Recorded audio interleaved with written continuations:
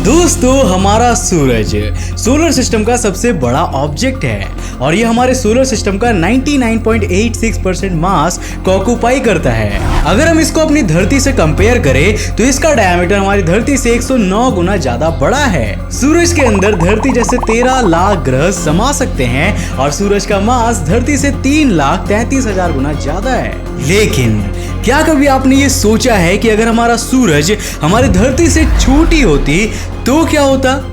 क्या ऐसा होना पॉसिबल है? और अगर हाँ, तो इसका हमारी धरती पर और बाकी के सोलर सिस्टम पर क्या असर पड़ेगा? और अगर नहीं, तो आखिर इसके पीछे का रीजन क्या है? आप में से बहुत से लोग हमें कमेंट्स में ये सवाल पूछते हैं कि अगर सूरज हमारी धरती से छोटा होता तो क्या फिर भी धरती सूरज को ऑर्बिट कर रही होती? तो आज के इस वीडियो में मैं आपको इसी सवाल का एक डिटेल्ड और फैक्चुअल जवाब देने वाला हूँ। तो आज के इस वीडियो को बिल्कुल एंड तक जरूर देखना। तो हेलो गाइस, मैं कौशिक को चलिए शुरू करते हैं आज के इस नए एपिसोड को। सबसे पहले तो हमें ये जान लेना चाहिए कि क्या हमारा सूरज धरती से छोटा हो सकता है? इसका जवाब समझने के लिए हमें सबसे पहले तो सोलर सिस्टम के फॉर्मेशन के बेसिक कॉन्सेप्ट्स पर वापस लौटना होगा।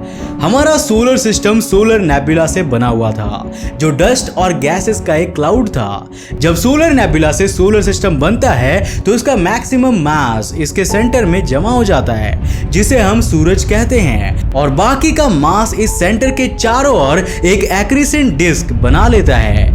इसी एक्रीसेंट डिस्क में प्लैनेट्स, मून्स और सोलर सिस्टम के दूसरे सभी ऑब्जेक्ट्स का फॉर्मेशन होता है। तो इससे आप क्या समझे?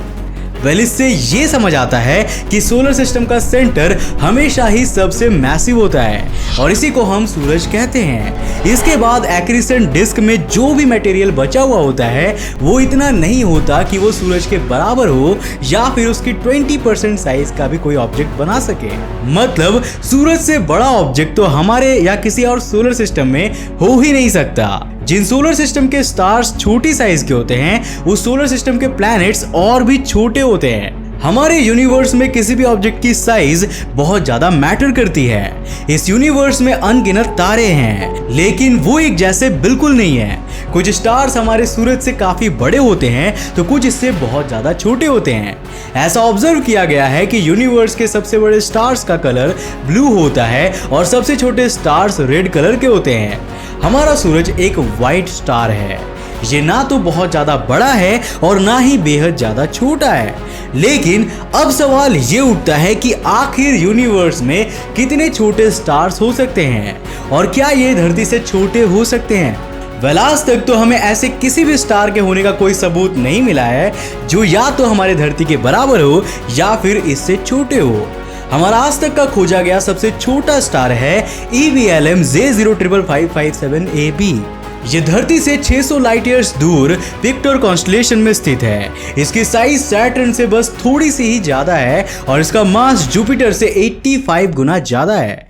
जस्ट फॉर कंपैरिजन, धरती का डायमीटर सैटर्न से 9 गुना कम है और ये उससे 95 गुना कम वजन की है। इसका मतलब ये है कि धरती से छोटा स्टार होना नेक्स्ट टू इम्पॉसिबल है और EVLM J055557AB से छोटा स्टार भी थ्योरेटिकली पॉसिबल नहीं है। अगर एक स्टार का मास जुपिटर के 80 टाइम से कम होता है तो वो उसकी कोर में होने वाली थर्मोन्यूक्लियर रिएक्शन फ्यूजन्स नहीं कर पाएंगी, बल्कि वो एक ही बार में एक्सप्लोड हो जाएगा और जलकर राख हो जाएगा। इन सभी बातों को सुनने के बाद आप ये तो समझ ही चुके होंगे कि प्रैक्टिकली तो हमारा सूरज धरती से छोटा नहीं हो सकता। लेकिन हम इंसानी खोपड़ी के अंदर कल्पना नाम की भी कोई चीज होती है ना यार। हम इंसानों की क्यूरियोसिटी जब हमें इस यूनिवर्स के कोने कोने को एक्सप्लोर करने के लिए प्रेरित कर सकती है, तो क्या हम सूरज को धरती से भी छोटा इमेजिन नहीं कर सकते? अरे जरूर कर सकते हैं।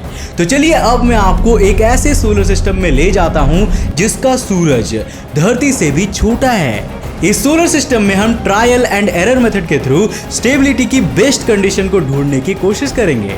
तो चलिए मान लेते हैं कि हमारे सोलर सिस्टम के सेंटर में एक धरती से आधी साइज का स्टार है और सारे प्लैनेट्स उसको ऑर्बिट कर रहे हैं। अब जैसे ही मैं इस वाली सिचुएशन को इमेजिन करना स्टार्ट करूंगा, वैसे ही ये स्टार जलकर राख बन जाएगा और सोलर सिस्टम बिना कोई सूरज वाला रह जाएगा।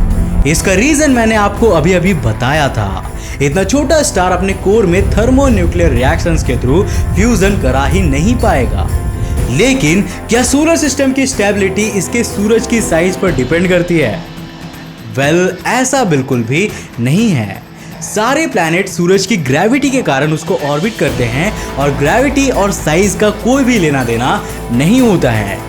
ग्रेविटी को तो सिर्फ ऑब्जेक्ट के मास से मतलब होता है। तो चलिए अब हम अपने पहले वाले सोलर सिस्टम में थोड़े से चेंजेस करते हैं और सूरज के साइज को ना बढ़ाते हुए इसके मास को आज वाले सूरज के बराबर कर देते हैं। तो क्या अब हमारा सोलर सिस्टम स्टेबल रहेगा? इसका जवाब हाँ और नहीं, ये दोनों हैं। आज के सूरज का मास के बराबर मास वाला स्टार हमारे सोलर सिस्टम को कुछ सालों के लिए तो स्टेबल रख लेगा, लेकिन आप इससे लंबे समय तक के लिए उम्मीद नहीं लगा सकते हैं। इतनी ज्यादा डेंसिटी होने के कारण इसमें सुपरनोवा एक्सप्लोजन होने के चांसेस बहुत ज्यादा होंगी और सुपरनोवा एक्सप्लोजन के बाद इसकी कोलैप्स्ड कोर ब्लैक होल में भी बदल सकती है। अब इस तरह की सिचुएशन को कि हमारे सूरज की जगह पर ब्लैक होल के होने की सिचुएशन को मैं अपने एक पिछले वीडियो में ही डिस्क्राइब कर चुका हूँ। अगर आपने वो वीडियो नहीं देखा है तो उसका लिंक आपको ऊपर आई के बटन पर मिल जाएगा। चलिए अब वापस अपनी पहली वाली सिचुएशन पर लौटते हैं और जानते हैं कि सूरज के राख हो जाने के बाद हमारे सोलर सिस्टम में क्या क्या होगा। जब सोलर सिस्टम के ऑब्जेक्ट्स को कोई सेंट्रल ग्रेविटेशनल फोर्स बाइंड नहीं कर रहा होगा तो ये अपनी ऑर्बिट्स को छोड़कर इधर उधर मंडराने लगेंगे और रोग प्लैनेट्स बन जाएंगे। धरती पर हम इंसानों के जीवित रहने का सबसे बड़ा कारण ये है कि हमारी धरती गोल्डीलॉक्स जोन में आती है और यहाँ का टेम्परेचर ना तो बहुत ज्यादा है और ना ही बहुत कम। अगर हमारी धरती एक रोग प्लैनेट बन जाती है तो ये ऑब्वियसली किसी भी गोल्डीलॉक्स जोन में नहीं रहेगी। अरे जब सूरज ही नहीं रहेगा तो काहे का गोल्डीलॉक्स जोन भाई? एक रोग प्लैनेट के रूप में घूमने वाली धरती पर हम इंसानों का बच पाना नामुमकिन है। अगर धरती एक रोग प्लैनेट बन जाती है तो बहुत ज़्यादा चांसेस है कि यहाँ का टेम्परेचर बहुत ही कम हो जाएगा और पूरी धरती पर बर्फ का एक मोटा चादर ढक जाएगा। हमारे ओशंस भी बर्फ से जम जाने वाले हैं और इस धरती पर सिर्फ वही जीवित रह पाएंगे जो या तो जमे हुए ओशंस के नीचे मौजूद ठंडे पानी में सरवाइव कर पाए या फिर अंडरग्राउंड चेम्बर्स में अपनी जिंदगी बिता पाए। अगर हम इंसान अंडरग्राउंड चेम्बर्स को बनाने में कामयाब होते हैं तो शायद हम कुछ दिनों के लिए खुद को बचा सकते हैं, लेकिन मुझे नहीं लगता कि इंसान ज्यादा समय तक वहां पर बंद रहकर जिंदा रह सकेगा, क्योंकि हमें वहां पर खाना और पानी की सप्लाई नहीं मिलने वाली है। वैसे क्या आप जानना चाहोगे कि अगर धरती एक रोग प्लैनेट बन जाती है तो क्या क्या होगा? अगर हाँ तो हमें नीचे कमेंट करके जरूर बताना। अगर आपके कमेंट्स ज्यादा हुए तो मैं इस टॉपिक पर वीडियो जरूर लेकर आऊंगा। दोस्तों आई होप कि आज का ये वीडियो देखने के बाद आप फिर से ये सवाल नहीं पूछोगे कि क्या एक स्टार प्लैनेट से छोटा हो सकता है। मैंने इस वीडियो के थ्रू आपके इस सवाल को डिटेल में एक्सप्लेन करने की कोशिश की है और हमने एक वर्चुअल सोलर सिस्टम के थ्रू इस पूरी सिचुएशन को समझा भी है। वैसे आपको आज का ये एपिसोड कैसा लगा हमें नीचे कमेंट करके जरूर बताना। मैं जानता हूँ कि ये वीडियो थोड़ा छोटा है बट मुझे पता है कि आपको ये जरूर पसंद आएगा। अगर आपको पसंद आया तो इसे लाइक करने के साथ साथ अपने फ्रेंड्स और फैमिली के साथ जरूर शेयर करना। अगर आप नए हो इस चैनल पर दोस्तों इंटरेस्टिंग वीडियोस के लिए इस चैनल को सब्सक्राइब करने के साथ साथ नोटिफिकेशन बेल को ऑन कर देना ताकि आप देख सको हमारे वीडियो सबसे पहले। तब तक के लिए बाय, जय हिंद।